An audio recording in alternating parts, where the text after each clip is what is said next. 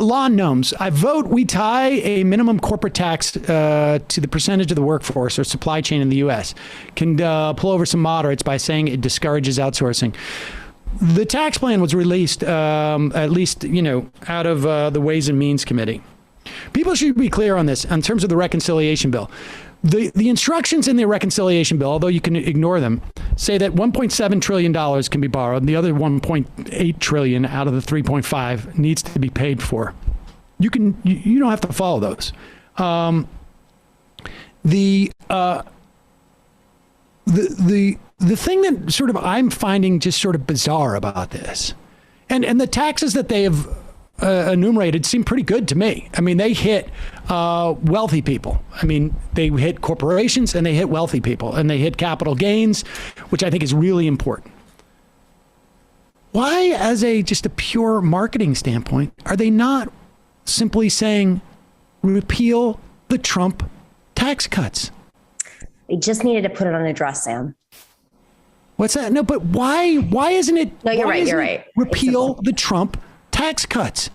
You have the most hated, more unpopular president and why not repeal the Trump tax cuts? Because I think they're more popular than you think. Is that right? I haven't seen polling to that effect. I thought they were pretty unpopular. It was the most unpopular tax cut in the history of America, is my understanding. But still more popular than we think, especially in if you're thinking about West Virginia, for instance, there's a really wealthy population in West Virginia. We think of it as very working class, but there's also this very wealthy community that is a real thing. I don't know. I mean, But the tax cuts are going to hit those people one way or another, and they certainly know that. Their accountant has called them, or whoever it is that calls them. But I mean, the last poll I see here is 34% in 2019 approve of Trump's tax law. But who were those 34%? That's what I want to see. It's not about 34%. But the majority of people those same people are going to have a problem. Those same people are going to have a problem with taxes on the rich. I just don't understand why you don't sell it as associate. Here's a clip, and this is what I think needs to happen during the midterms too. Here's a clip of Joe Biden out in California, stumping for Gavin Newsom. We are living in an era of negative partisanship. Go ahead, play it. Sorry. Folks, I could go on, but here's the deal. I'm going to make this as simple as I can. You either keep Gavin Newsom as your governor, or you'll get Donald Trump. It's not a joke. Republican governor blocking progress on COVID-19, who is also anti-woman, anti-worker, a climate denier, who doesn't believe in choice. The choice should be absolutely clear. Gavin Newsom, you have a governor who has the courage to I think that framing is going to be the framing that they should go after. Every politician running in, not everyone, it's got to be a function of, but so many of these Republican politicians are going to be endorsed by Donald Trump, are going to be associated with the Trump wing. You basically say that you vote for this person, you might as well vote for Donald Trump. This is a very effective tool. And that is why you put out there, we're going to repeal the Trump tax cuts. Even if you're not explicitly doing that, even if there are some tax cuts that you keep or whatever it is, you market it as a vote for this is a vote against Donald Trump. That's been the most effective recipe for Democrats. At the national level, we lost congressional seats doing that. We didn't do as well as we thought we were going to do. And I think that works when you're looking at, when you're running an election where you're trying to get as many, anti-Trump voters in Ohio to vote for Republicans, to vote for Joe Biden. But that's not going to, and it works in California when you're trying to get Orange County, Republicans to understand that this is not some Orange County Republican. This is a Donald Trump Republican. Absolutely. I understand that. But when you're running midterms and you're trying to win back some semblance of Congress, that's not the message. I mean, listen, I live in Astoria. Wait, this is a perfect example, okay? I live in Astoria, right?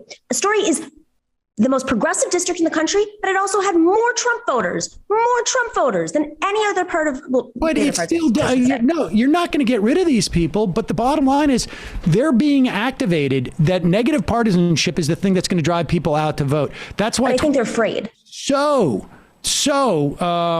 a big win for the Democrats. The problem in 2020 is that Trump was on the ballot, and those people showed up to vote for Trump, but they don't vote for his surrogates.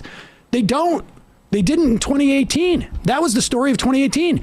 Democrats ran, even if it wasn't explicitly, against the specter of Donald Trump. And the only way that people had to go vote against Donald Trump, or I should say, more people who wanted to vote against Donald Trump showed up than people who wanted to vote for him, because he wasn't even on the ballot. And that's still what happened in 2020. I think they're afraid, honestly. I think they're afraid of juicing up the Trump base in districts where they're more vulnerable. I mean, there's just not a lot of room to experiment in much of America. In parts of America, that message works absolutely.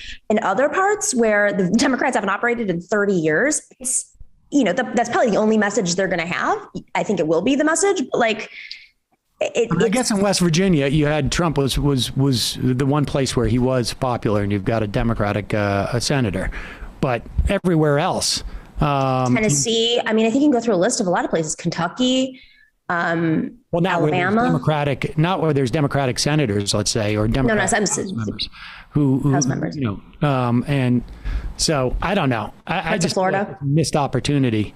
But we're going to know in 2 weeks, right? I mean, they need to vote on they need to vote on this reconciliation package if they're going to maintain their leverage.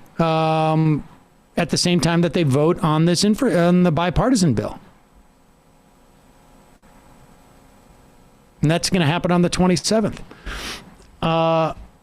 Brain to warmer. Sam, Emma, when you were discussing Manchin and his obstruction of $3.5 trillion, you didn't do enough research. You narrowly focused on that interview. He has written, talked, and shared in detail about his specific objections around human infrastructure and inflation fears, etc.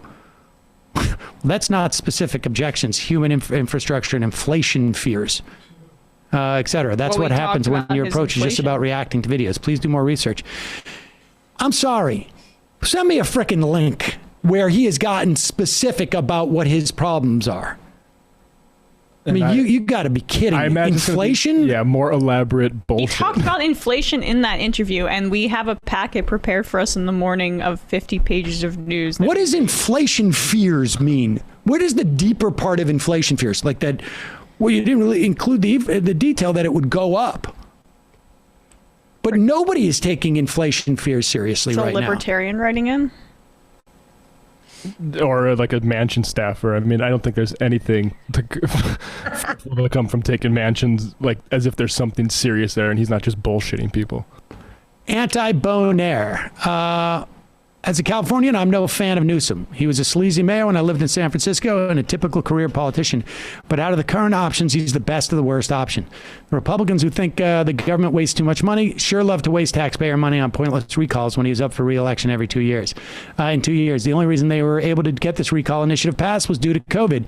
They did not have enough signatures to recall, but the deadline was extended and the campaign was able to get all the anti-mask lockdown folks on board. Indeed. Folks, there's more of what you've just saw where that came from. That's if you hit the subscribe and like button. Thank you. Really, thank you.